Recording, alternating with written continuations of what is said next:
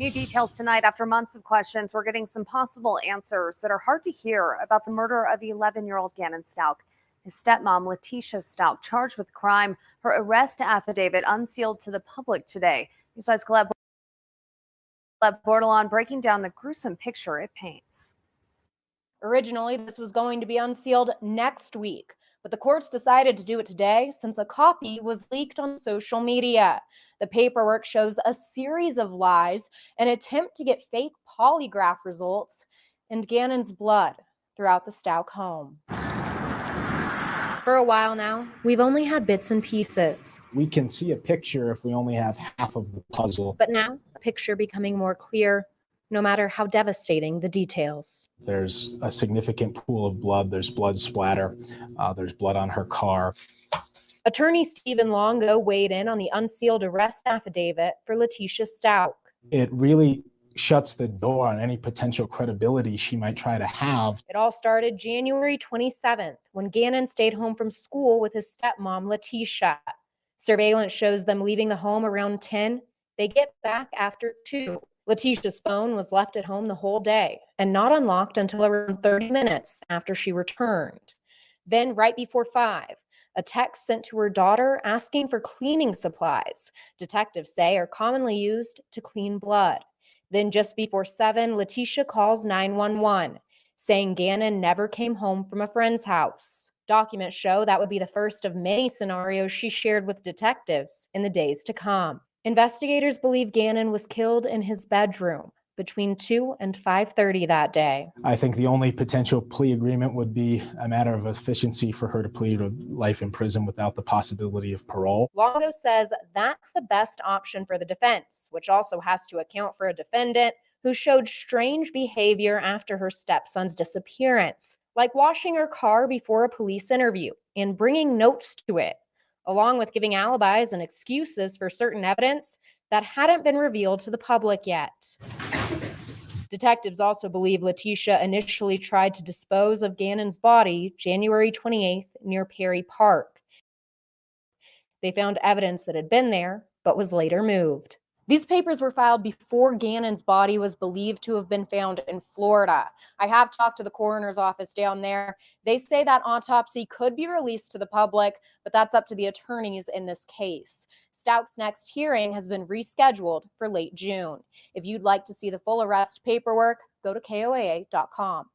Always watching out for you, Southern Colorado. Colette Bordelon, News 5.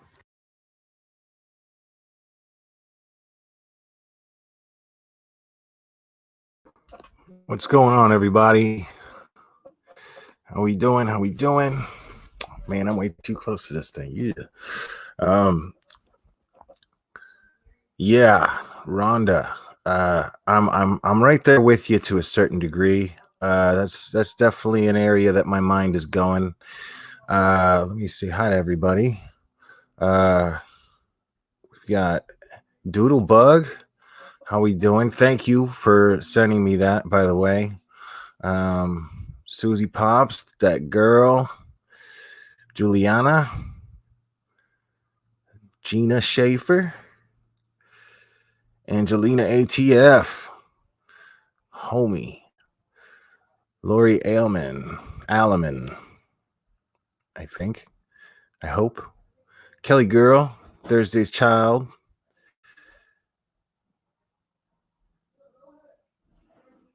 Right. What's up, Breakfast Club? Baron? What's happening, dude?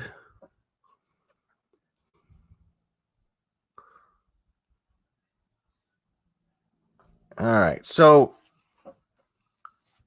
it's good to see everybody. And I've been it's not that I've been putting this off. I'm gonna be honest with you. I just well, maybe I have been putting it off a little bit. And it's one of those things, man. It's good to have you here too, Lori. It's one of those things. Like, for instance, I've mentioned before I say this, I've mentioned before, guys, that this case really hit home with me. It's really tough one.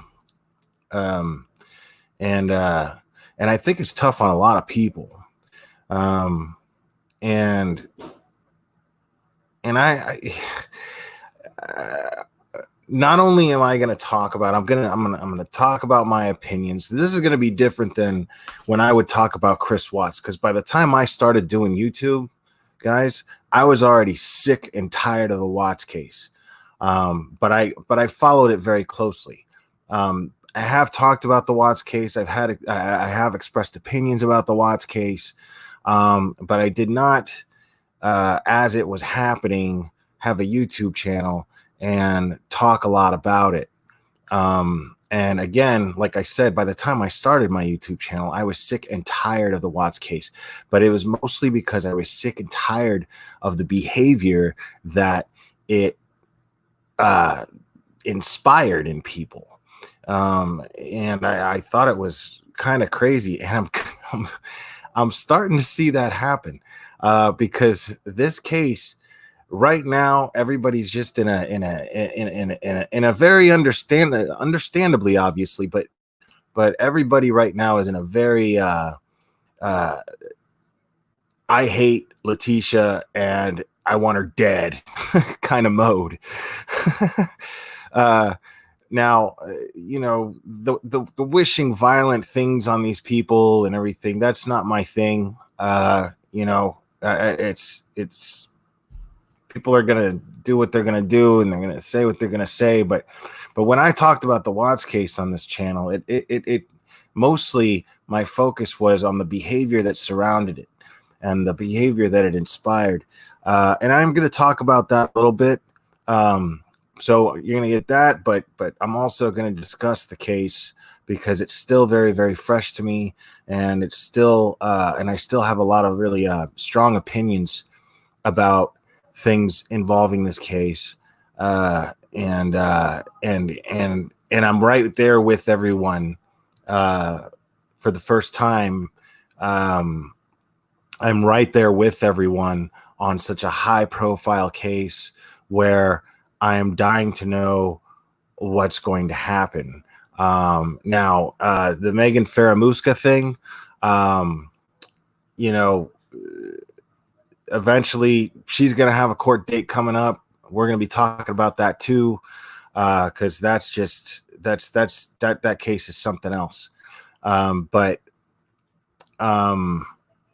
this one, for some reason, I took it very, very personally. And I think, I mean, a lot of it was so much. I think I was still kind of, I think I was still kind of, cause it hit home too.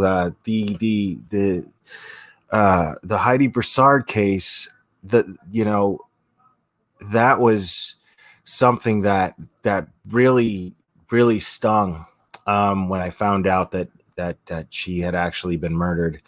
But I was also the difference between that and this case. One of the many differences is I, like most people, were mostly relieved that, you know, we were mostly relieved that it wasn't a complete and total utter tragedy. We were, you know, we were very much relieved that baby Margot was found okay and returned to Shane. And we were also relieved to find out that Shane didn't have anything to do with it, that Shane was just a worried, grieving father. But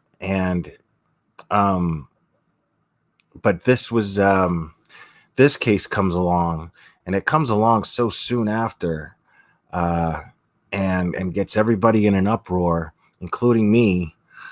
And it's tough.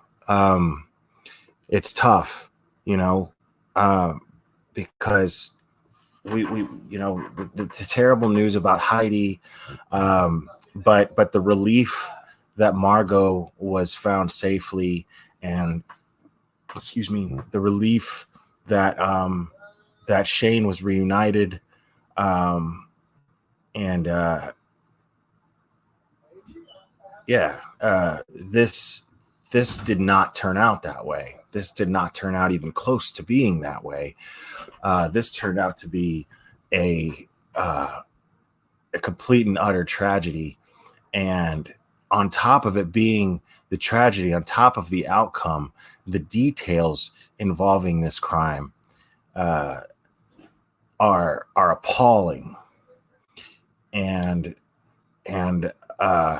infuriating as well.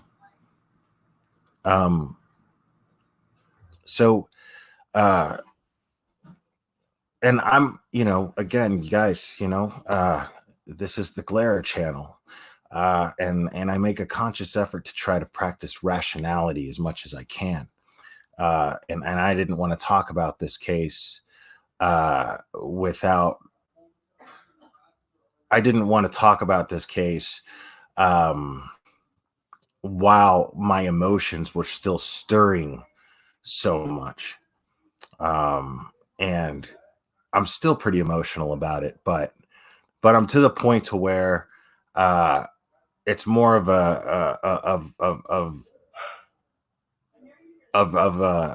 it's easier for me to look at it from a rational standpoint and look at all the facts and form form some opinions that are kind of outside of the box, possibly, and think about things that we normally don't want to think about, possibilities that we're not going to want to think about, and some people aren't going to like them. And I'm actually, if you guys know, my friend Critical K, she's been covering this case, and she has a Facebook group, which if anybody hears, if any of my admins are members of that group, go ahead and drop the link in here. But again, guys, you guys, I mean, I'm going to say things you guys aren't going to like. Critical K is going to say things that you aren't going to like. And that's just the way that is. She's going to say things I'm not going to like. I'm going to say things she's not going to like. Anybody who talks about this case, any other creators that talk about this case are going to say things that not everybody's going to like. Because now that the evidence is there, and it still has to be presented in a court of law, or at least she's going to have to plead out, at least one way or the other. She's going to have to be found guilty in a court of law, and that has not happened yet. So a quick reminder, I know I know how we all feel, but the fact of the matter is that she is innocent until proven guilty in the eyes of the law, guys. So let's try to keep our emotions in check when we explore this stuff. Let's try to keep an open mind, and let's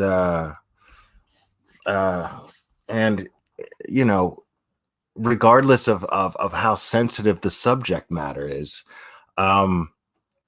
let's try to treat this like every other case. Sometimes we're going to find humor in certain things. That's okay, but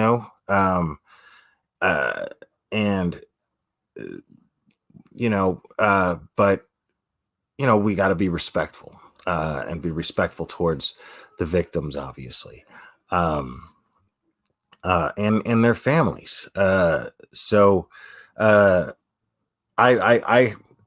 I'm not one of those guys. This is one of those things. I'm in Critical Case Facebook group for this case, but that's only because I don't like Facebook groups for the most part. Not true crime Facebook groups.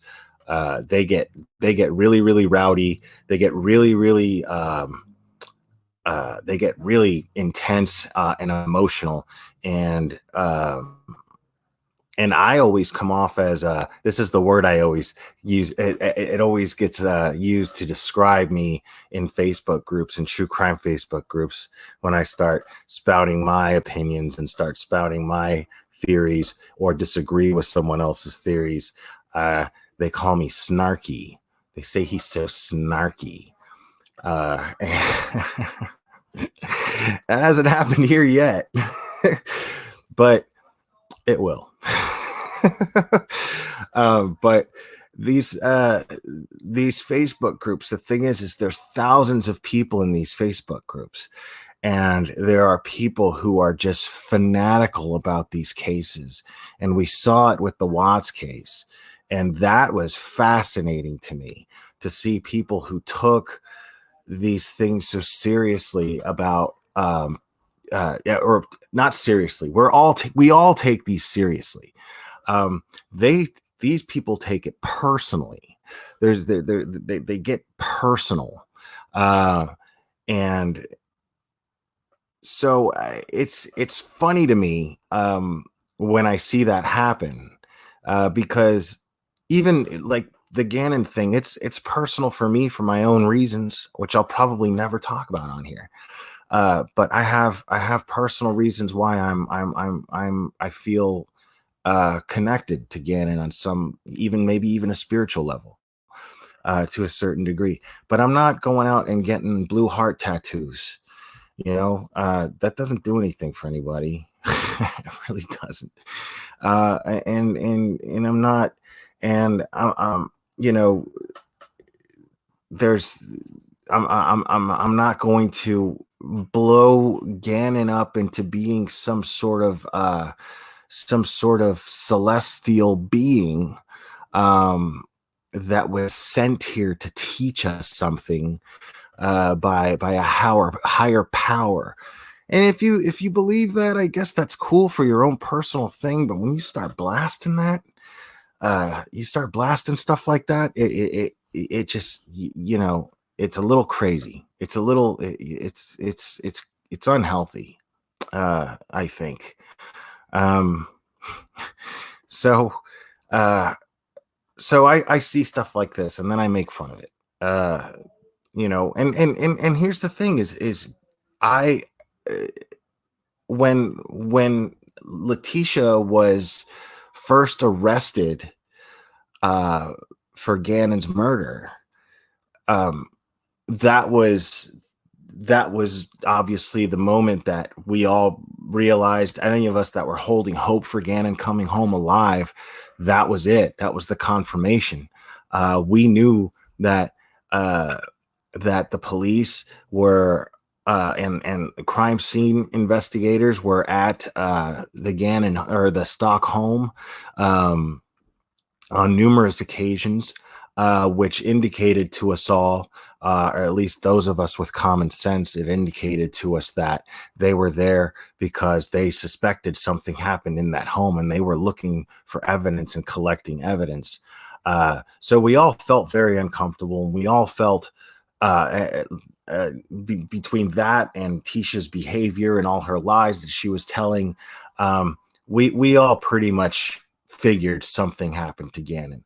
I just was not ready to openly say that. I was not ready to focus my energy on hatred for Letitia, because when I don't know when something actually happened, that's going to be enough for me to still hold hope for the positive. If I'm not sure, and I haven't had at least some sort of confirmation, such as the police making an arrest, if I don't have that much, then to focus on the negative, then I'm by default going to focus on the positive, which was Gannon coming home safely and alive. So he, once she was arrested for this,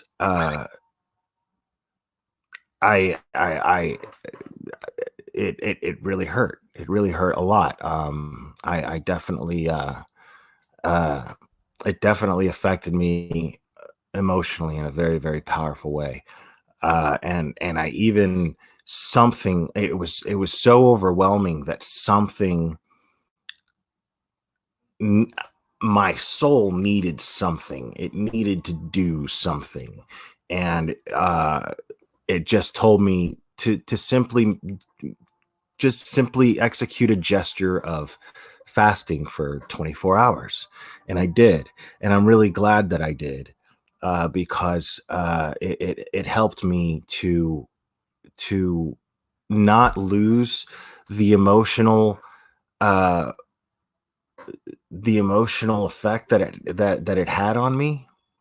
Um, but it also helped my brain kind of clearly think and just go down a path of rationality and logic when looking at this, while maintaining that sense of empathy. So it was an interesting experience, and I'm really glad that I did it.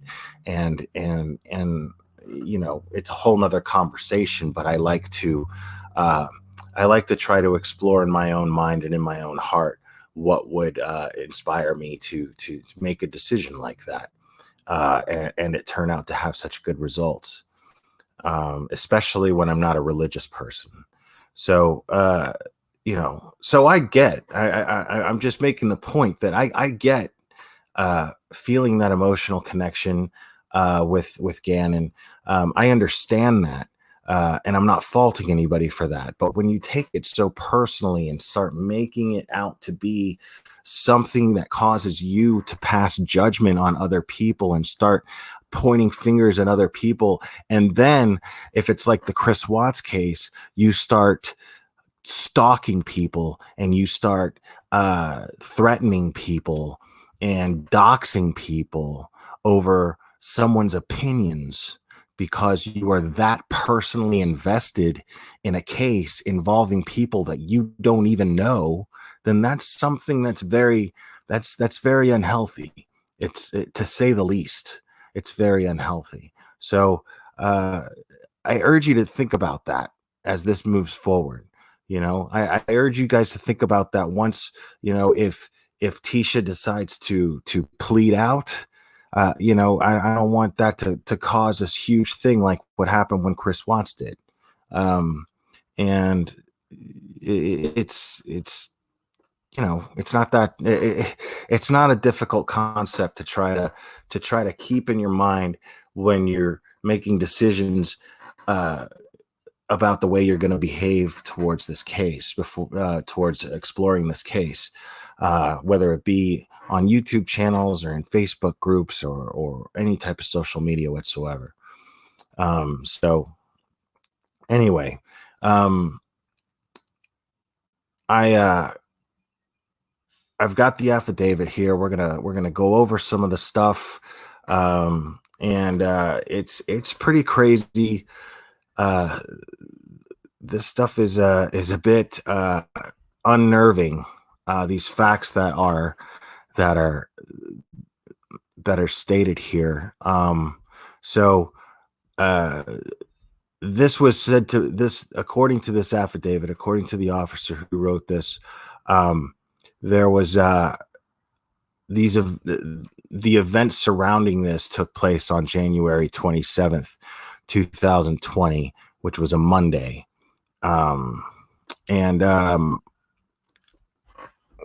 looking at some of this stuff here. So Letitia, apparently she reported Gannon missing by calling 911, and they told her to hang up and call the non-emergency line. And so she did, and she says that he was what she told them was that he was supposed to return home an hour ago, and that she was unable to find him at the friend's house that he allegedly told her that he was going. Now the officer makes it a point to indicate that Tisha's story dramatically changed multiple times over the following days when being questioned. So, and she's flat out here saying that this officer is saying that they did not believe at any point that that Letitia even went to any of the neighbors' houses to try to find Gannon. And she couldn't give them a straight answer as far as what house he went to, what friend, parent's name, nothing. She had absolutely no information whatsoever, which is extremely suspicious, because when you have a person, I find that extremely suspicious, because when you have a person who has been adamant about getting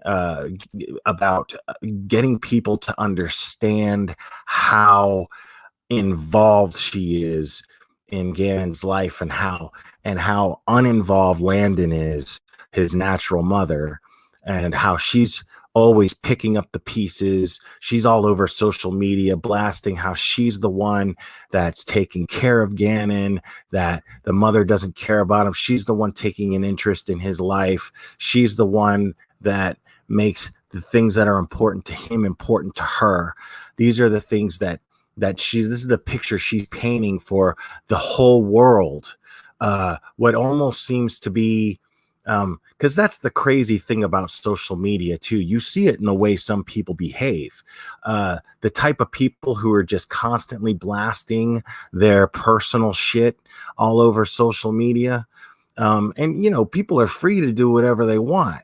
But when you delude yourself into thinking that everyone cares about your dirty laundry, then what you're really doing is the equivalent to just blasting everything out to an imaginary audience, to an audience that you've created in your mind, an audience that worships you, an audience that is like, oh, Letitia, anything that you have to say, we're going to be on all fours ready to listen, because we're just waiting and we're biting our nails for the next update from Letitia. And that's extremely, extremely delusional and egotistical, and maybe even narcissistic. I don't know. I'm not a mental health professional, and I'll shut anybody down who calls her a narcissist, because there's no way to diagnose. I see that shit all the time. It was happening with the Chris Watts case. It's happening now. She's a narcissist. She's a narcissist. Nobody's qualified to say that. It would take a mental health professional to sit down with her and diagnose her, to evaluate and then come up with a diagnosis based on said evaluation. Other than that, short of that, you can't call her a narcissist, because you're not qualified to do that. So that's why I don't do it. But do I think she's possibly a narcissist? Sure. And you can look at people and go, based on this, and this, and this, there's no way that person's a narcissist. You could do that, in my opinion. I mean, I do that all the time. If that makes me a hypocrite, maybe I am. I don't know. But I know that I know that you can't label somebody something, especially if it's any type of mental health condition or disorder. You can't just go and spit that out and label somebody that without being qualified to do so. I mean, I guess you can, but it's just going to speak volumes to me about the type of person you are, because it just indicates to me that you like to say things and talk about things without knowing and acting like you know more about something than you actually do. I'm the first guy to come up on here and go, man, I don't really know what the fuck I'm talking about. So take everything I say with a grain of salt. And that's what I'm going to be doing. But at no point am I going to sit here and go, this is the way it is. Yes, it is, blah, blah, blah, especially if I'm not a doctor, especially if I'm not a cop, especially if I'm not a lawyer or a judge. This you're never gonna hear that shit come out of me. I'm gonna say I don't think that's gonna happen based on this and based on seeing that and whatever. But at no point am I going to sit here and spit things out as though I'm some sort of expert. But she is definitely somebody who, you know, the evidence presented to us publicly since this case started, she's definitely somebody that enjoys attention, and not only enjoys attention, she seems to crave it. She seems to need it. She seems to have it in some way, shape, or form, possibly even settle for negative attention if she can't get the positive, but she really wants that positive attention. She comes off like somebody who's on some sort of grand stage, and is an unappreciated, an unappreciated messiah of sorts in some way. Like she's here to spread the message, and you don't even know what the fuck the message is. So this is and so for this person to not have any idea, to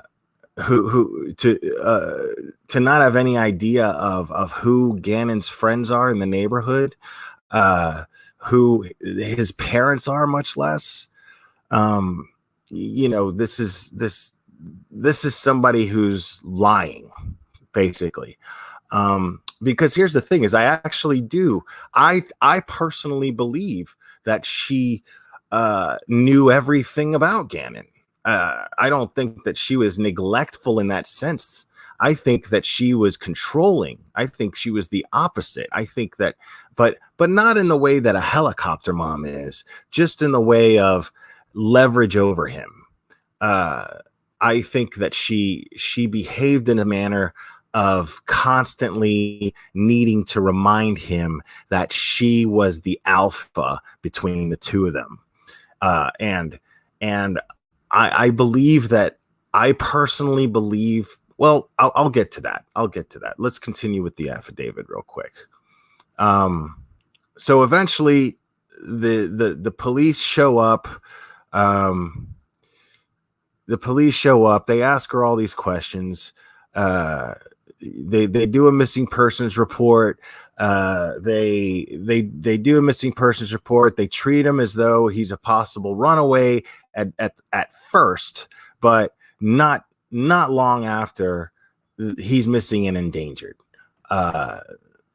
They're not exactly assuming the worst, but this thing doesn't tell you, or at least if it does, I missed it. But I think that I'm believing that they believed her to be a suspect from the word go. I personally believe that. It may not be the case, but I personally believe that. And all it takes is for one, for that to happen, if you think about it, because again, I'm not a cop, but if I were a cop, right?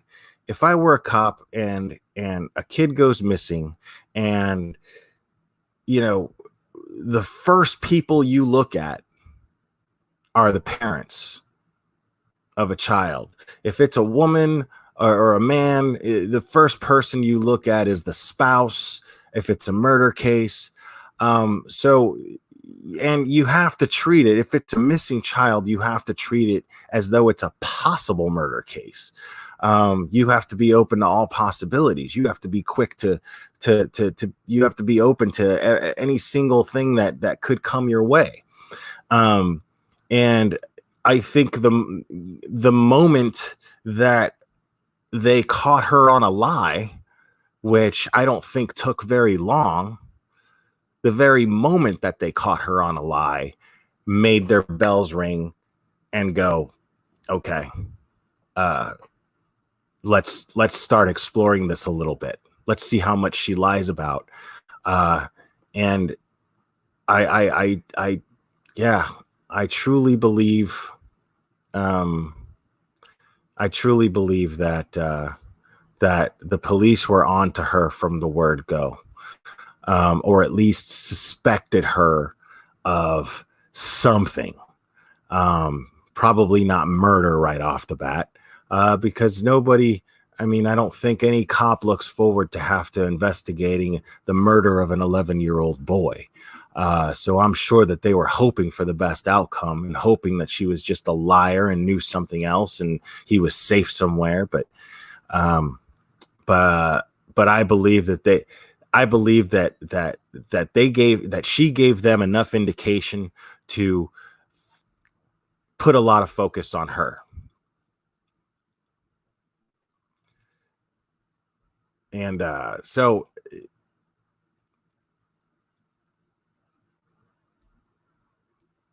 now it says here, number 25, paragraph 25, investigators believe that Gannon was murdered by Letitia Stauch in the afternoon hours after approximately 2:14 p.m.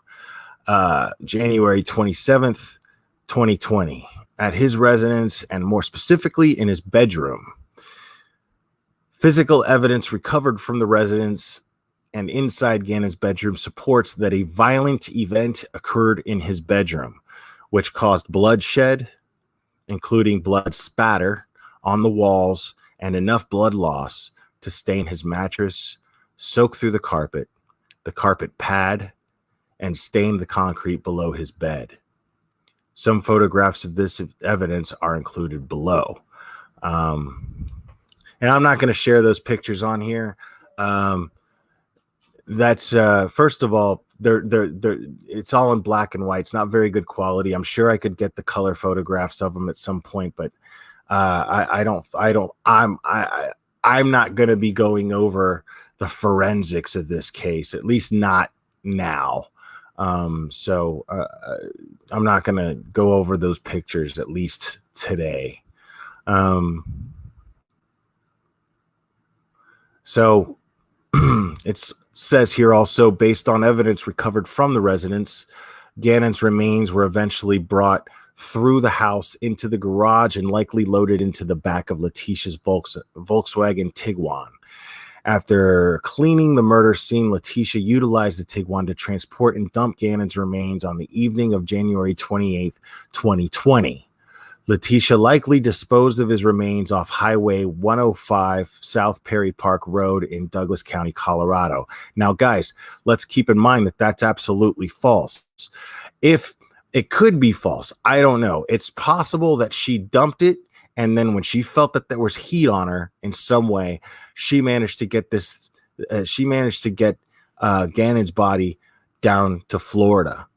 I mean, Colorado to Florida is a long trip. So I want to know how this happened. There's a lot of questions about that. There's a lot of questions about the motion she went through to dispose of Gannon's body. And there's a lot of questions whether or not she had help, or whether she even did it herself or not. So, so we don't know that yet. We have to assume no for the moment because there has not been any more arrests in Gannon's murder. So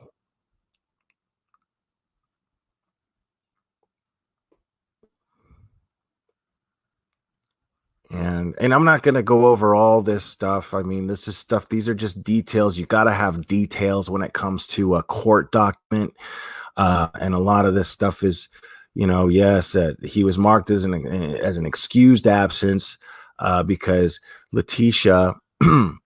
Now, here's the thing.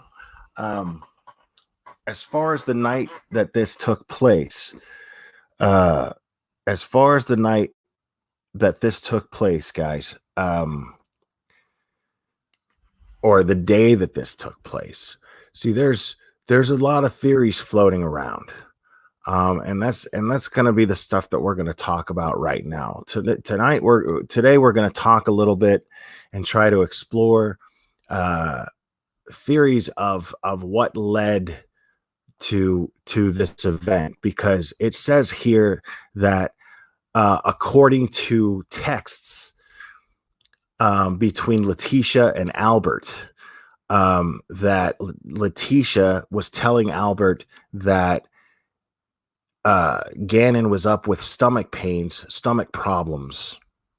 That Gannon was up with stomach problems for the better part of Sunday evening, and couldn't sleep. But it doesn't go into specifics of what those stomach problems were. So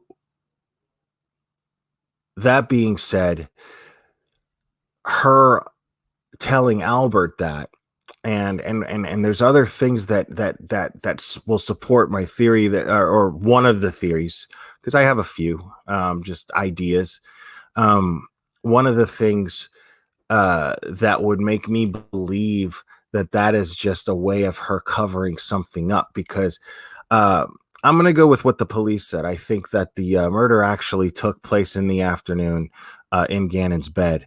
But the first theory that I came up with, and the one that resonates with me the most, the one that I'm sticking to the most right now, is I believe that there was a fight that happened between the two of them.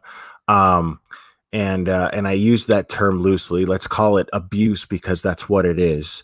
And I think that she possibly left marks on him, and was trying and saw no way of being able to cover it up. I think that she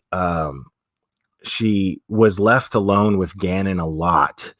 I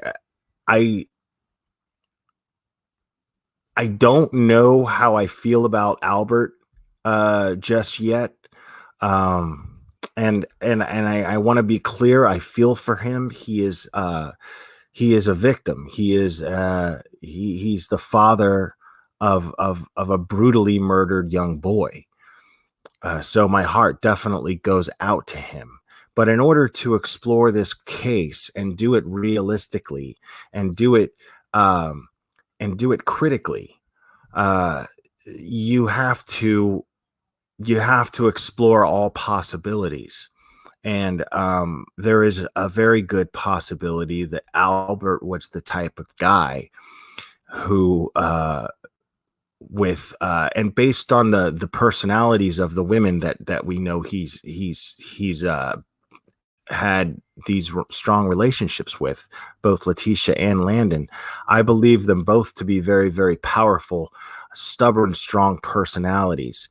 And I believe, at least the vibe I get from him, is a very, very passive guy, a very, very I don't want to fight guy, just fine, whatever, just whatever. I don't want to argue. I get that impression from him. And I get the impression that Letitia is very defensive, and probably very loud, and possibly very verbally abusive when she gets defensive with not just Gannon, but anyone in her life.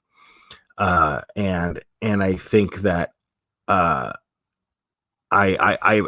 get the vibe that Albert was probably the kind of guy that if Gannon were to say, I don't like her, blah, blah, blah, to him, he would probably say something like, hey, she's your stepmom. And he would probably somewhat dismiss it, in the sense of, because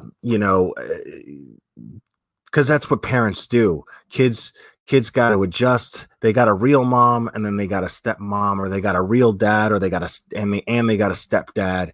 And that natural parent that lives with that child is almost naturally going to assume that child has to adjust to that, and they're going to have negative negative things to say, and that parent is generally going to dismiss those negative things as that child just adjusting, and they're going to just reassure that child and be like, hey, listen, it's your stepmom, and she's here, and you're going to have to figure out a way to get along with her, because she's with me now. She's with dad.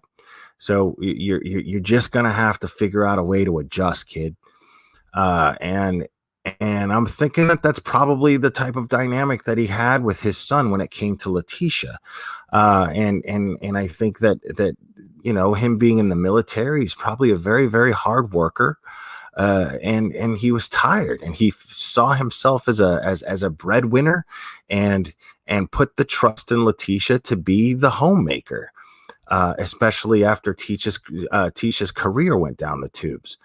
So he probably just he saw it as this is your responsibility. You need to raise these kids. You already have a 17-year-old daughter, so you need to figure it out. I'm taking care of my end of things. You need to figure out your end of this thing. And it's not like he was an absentee father. He was texting with his son. Gannon was important to him. I'm just not 100% sure that when it came to confrontation with Letitia, that he wasn't the type to back down. So having said that, I believe that Gannon had a dynamic with Letitia. Letitia, to me, is the kind of person who she loves. She needs to feel appreciated. She feels like she's a martyr and sacrificing everything to make everybody else better. She's sacrificing anything that she wants because this isn't the life that she wants. She's Googling sugar daddies. She's doing everything she can to escape in her own mind how to get out of this life that she's in. And she's stuck with Gannon being ADHD, Gannon having health problems that probably linger from the fact that he was premature and born weighing only a pound. So, having said all that, I'm wondering, I think that Letitia just saw Gannon as this burden, and it shouldn't be her burden. It should be Landon's burden. She didn't see him as a gift. She didn't see him as a hero. She didn't see him as a special little man. She saw him as a burden, and why should it be her burden? And her having a PhD in educating children, being a educator, her having a PhD in that, which I got no explanation for that, guys, because she does not come off as an intelligent person to me at all. She comes off as somebody who sees herself as intelligent, but no, not really. I don't think that she's a very intelligent person in the slightest bit. And I think that Gannon was very intelligent. And I think that Gannon and her had a dynamic where she felt the only interest that she had in having a relationship with Gannon was to have dominance over him. And I believe that their dynamic consisted of Gannon having a passive aggressive way of making her feel this big whenever she would pull her shit over him. And I think it was a constant little power struggle. I believe that Gannon had the ability, the intellectual capacity to outwit her when it came to confrontation.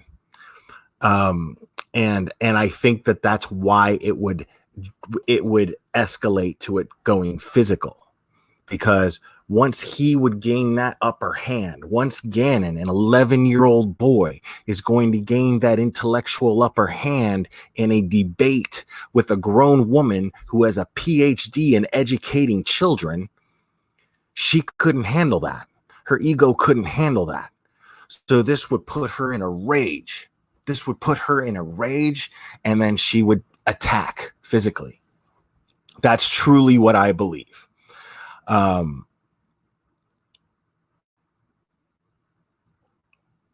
And Kelly girl, that's a good question.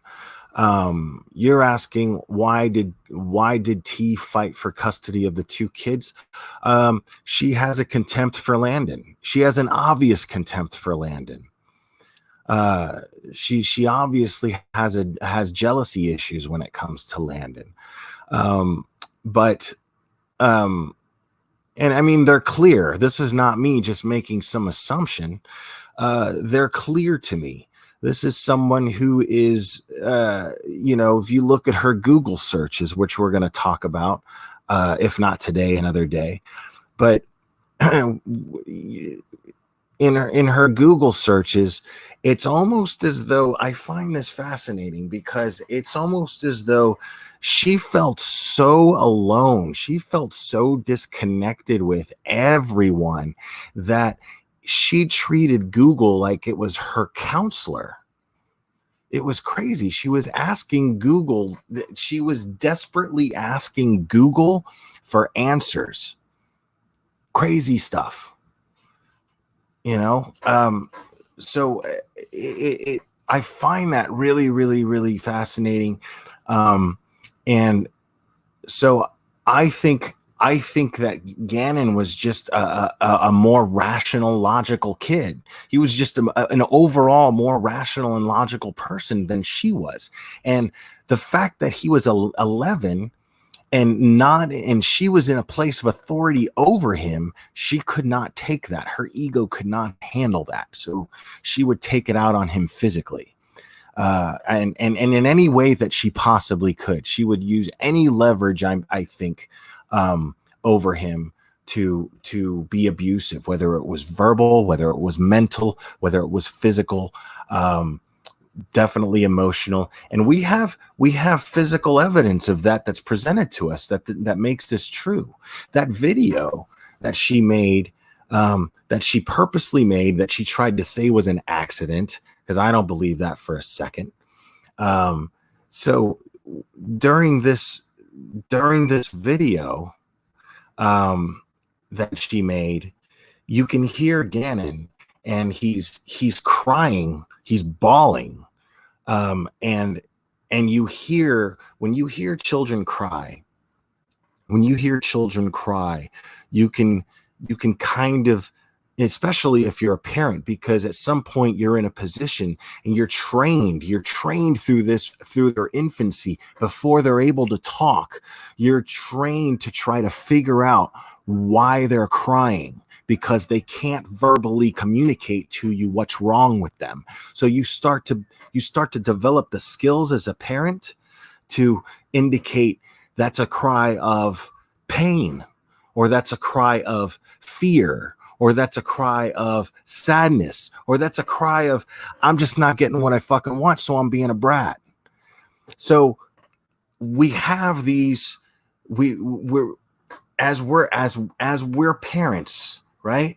As the child grows, we're growing as parents. We're growing to get to know them. We're growing to get to know how to meet their needs as necessary. We're being trained literally by our children to be able to do this. And being a father, when I hear Gannon cry on that video, I'm hearing physical pain and I'm hearing fear, but more fear than anything else. But I'm hearing terror in his crying. And I'm hearing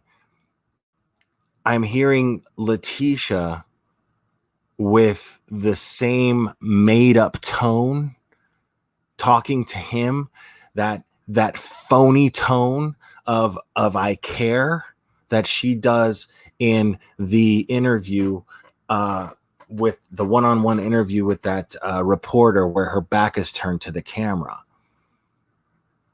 I'm hearing this phoniness, and I'm hearing, I imagine Gannon that being on top, feeding that fear even more, that being another thing to be afraid of, because he's wondering, he doesn't know that she's filming, because that it's not visual, it's only audio, but it's a video camera recording.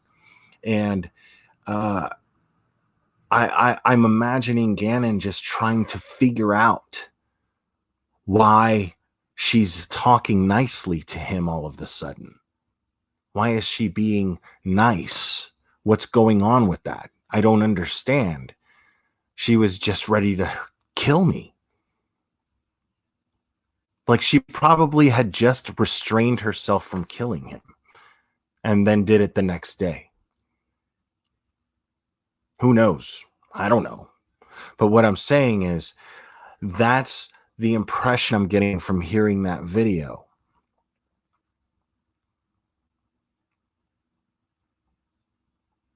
See, I think Gannon was a tough kid. I think Gannon, having the ailments that he has, or that he had, and living with those, and I think that having to deal with feeling like an outsider in his own house, feeling unwanted most of the time, or dismissed in his own home regularly. See, I think that definitely damages a kid, and it's horrible when that happens. It's absolutely terrible, but it also toughens a kid up. And I think him naturally having that instinct to fight back in his own way, and I don't think he was a violent kid at all, not even a little bit. I get the impression that he was passive aggressive. I get the impression that he knew how to push Tisha's buttons. Probably didn't even realize that he was doing it, but he was doing it because this woman was mean to him on a constant basis. So he probably sat around and fantasized about ways to be mean back without having to deal with the repercussions of it. And not being a violent kid, naturally, he's not going to expect her to react violently toward him because he can't fathom it. He's not thinking about doing it. So why would he assume that she's going to do it back to him, especially if she's the adult who supposedly loves and cares for him?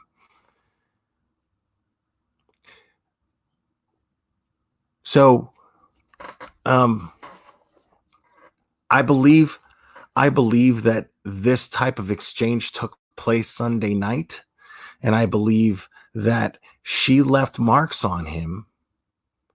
Now, this is just a theory, but this is what I'm thinking, that she left marks on him that she can't cover up. She panicked about it. There was all kinds of chaotic things going on. I don't think that a carpet was even burnt. So I think that he was sitting there crying, scared, because not only was she being nice to him, but she's talking about selling a couch, and he's confused, and he doesn't understand why.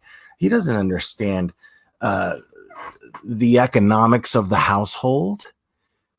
So he's wondering why she's saying, oh, now we're going to have to sell the couch, blah, blah, blah. And while she's doing this, she's talking in a tone that's condescending, that is scaring the hell out of him. But she's also saying things that are going to scare the hell out of a kid. making him responsible, making him feel responsible for anything that's going on in that home, putting that burden on him, putting the burden of accountability on him where it doesn't belong. And he's trying to process all this. So that, hearing that video, it puts me in a place, man. It puts me in a place. And I can hear the abuse in that video. I can hear a child who's been abused, and I can hear a woman who is more than capable of abuse. So I think my theory, one theory, is that when she texted Albert or Al or Eugene, but he goes by Al, when she texted Al saying that he had stomach problems and that he wasn't going to go to school the next day, because what I'm guessing is Al probably would get a text message or a phone call from his school stating that Gannon was not there, and she was aware of this, especially having experience as an educator. So I'm thinking that she knew that that Al would get a phone call from the school, and so she wanted to beat the school to the punch and text Al and say, hey, listen, he's having stomach problems, so I'm going to let him stay home from school, and then I'm going to figure out a reason to stay home from work till I could stay with him, and everything's going to be cool. Maybe just in case Al talks to some of her coworkers or something. I don't know. But my guess is that she absolutely premeditated this murder.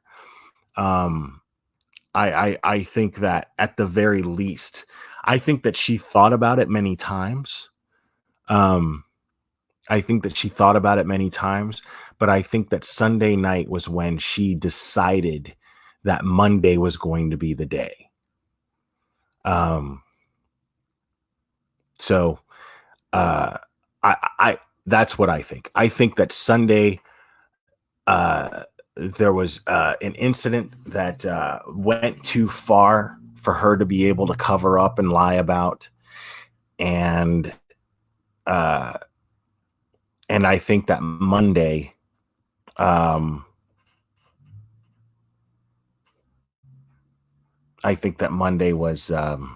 was decided in advance, and so and I'm only going to keep this one. I'm going to keep this one short for today because there's a lot to go over in this affidavit, and I'm going to keep going over it. So if I want anybody to get anything out of this particular live stream regarding Gannon, it's that Gannon, at least in my eyes, was a very, very strong kid. I think that he had things in his life that toughened him up for an 11-year-old kid. I think that his Nintendo Switch and his video games was yeah, definitely something that just kids like, you know, but I think it was more than that for him. I think it was an escape, a way to occupy his mind so that he's not thinking about, he's not focused on the fear and discomfort of having to be around Tisha. Because when you live with an abusive person, guys, when you live with an abusive person, and I know there's a lot of people in this chat that have, the thing that you feel the most is fear. And it's not only fear of that person, it's fear of the feeling inside you that they cause. It's that, man, you look at the clock and you know they're going to be home from work in a certain amount of time, and you're just like, fuck, fuck. She's going to be here in an hour. Fuck.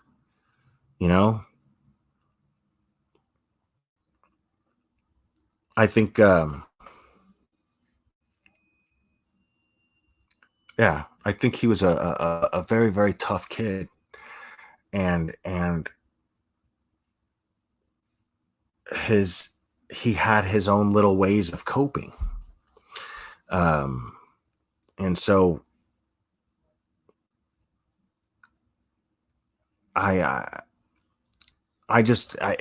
you guys got to forgive me, because when I talk about this case, this is also new to me too, because I've never sat there and tried to, or found myself, not even tried to, but just found myself in a place in my head where I'm trying to place myself in that situation, genuinely trying to place myself into this situation, and into Gannon's feelings as to what happened to him.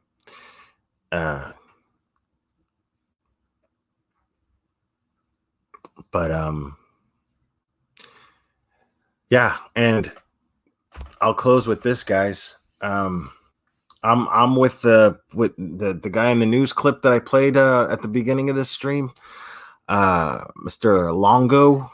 I'm with him, man. He thinks that Letitia's going to plead out based on the affidavit. It sounds like the police have a lot of evidence against her, overwhelming evidence, and the fact that she attacked a deputy, dude. You don't you don't hit cops, man, when you're innocent. No, you don't attack cops during an extradition when you're innocent, dude. That's not what you do. So no jury is gonna look at this woman and be like, you know what? Maybe we're just not understanding the story. They're not going to do that.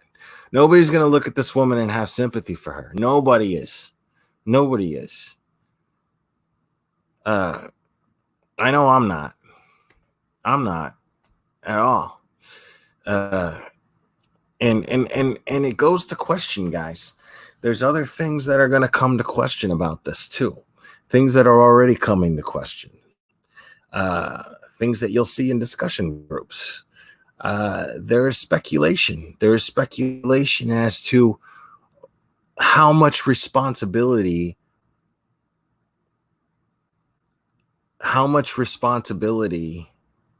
goes to Landon and Al when it comes to what happened to Gannon. Could they have stopped it? Were there warning signs that they ignored? Why didn't Landon have custody of Gannon? So, these are things, these are hard questions, guys. These are hard questions, but they're questions that are fair to look at. Because if the purpose of us, guys, exploring crimes like this is to try to get a better understanding of how they take place so that we can possibly help prevent similar things from happening in the future, then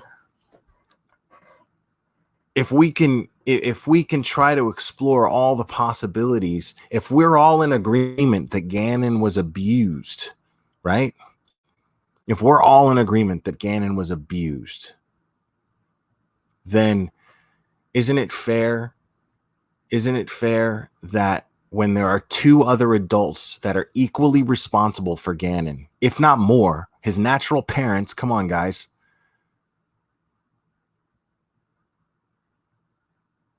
if there's a chance that they could have done something. And I'm not blaming them. What I'm saying is, did they see signs and ignore them because they didn't think that the unthinkable would happen? I mean, let's be honest, guys. This happened, and I want to be very clear. I still see Landon and Al as victims, very much so. But it's because that they never ever could imagine something like this happening to their child. They had no way to visualize it. You don't assume that about somebody. But a case like this teaches us that maybe we should be more open as parents to the signs that take place. Maybe we should be more mindful of the type of people that we surround our children with.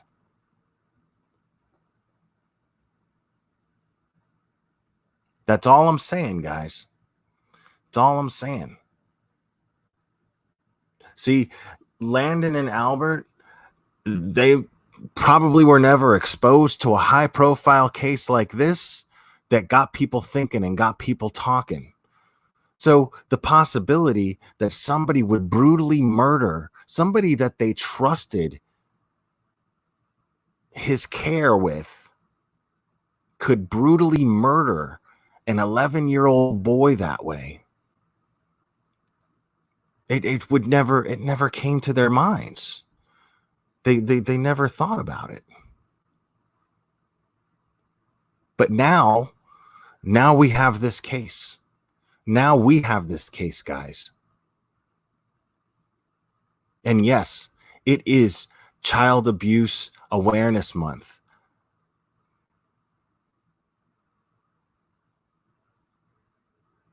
So isn't it fair that we use a case like this as something other than just entertainment, but as a tool that can teach us to be more mindful as parents, as to listening to them more, as to taking into consideration that they're not just mindless kids and they can't think for themselves, that they have feelings and opinions, and more developed opinions than a lot of us adults.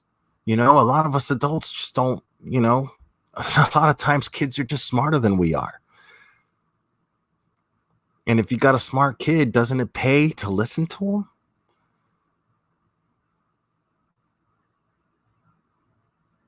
Because I guarantee you, this is something I'm willing to bet money on. Because if Gannon was abused on a regular basis, he was vocal about it. At some point, he pulled his dad to the side, said, "Dad, this is happening. It sucks. Like, I can't do this, man." It's not his mom. It's his stepmom. He's like, why is this woman treating me like this in my own home? This couldn't have made sense to him.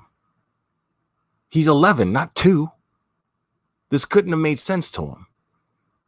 So I guarantee you that at some point on the phone with his mom, or, pulled to the side with his dad, riding in the car with his dad, something. But at some point, he spoke up. There's no way I'm going to believe otherwise. There's just no way. Common sense just doesn't dictate that. Common sense dictates that this 11-year-old boy spoke up about his living conditions.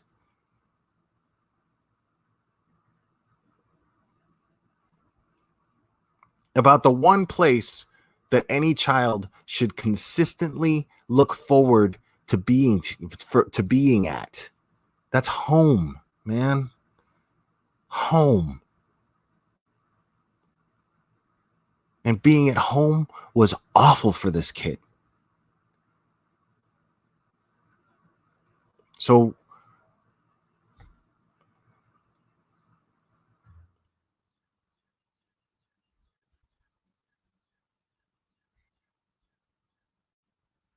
guys, I'm gonna call it. Cray, I disagree with that, man. Um, I don't think he was too scared to speak up. I think at least, and I'm gonna close with this. I think I'll go as far as to say that I think that he at least told his mom, and that the bullshit between mom, Landon and Tisha, because that's another thing, and both of them are responsible for that. That bullshit between the two of them, a little power struggle, a little jealousy issues, or whatever the fuck they had going on, they should have had their shit together when it came to the well-being of their children. Because I guarantee you that if he went to Landon and said, "Hey, Tisha, Landon or Gannon told me that," and Landon told Al, Gannon told me that Tisha was abusing him. What are you gonna do about it? Al probably looked at it like, "Oh man, what do you expect him to say? It's not his mom. And what do I expect you to say? You guys hate each other. You would love it if I just split up with this woman under the basis that he's abusing our child." So it turns into some shit like that, right? Grown-ups acting like kids. And then the kid ends up paying for it because the grown-ups don't know how to fucking conduct themselves like adults and set a proper example. Being at each other's throat every second. Taking jabs at each other on social media.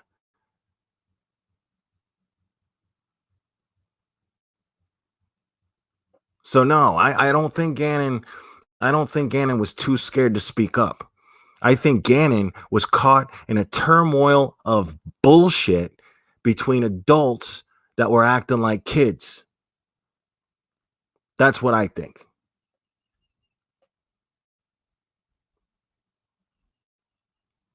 So anyways, guys, I'm going to call it. I appreciate you guys logging on, and we will do this again very, very soon, and we'll go over some more details on this affidavit. All right. Have a good night, guys. Thanks.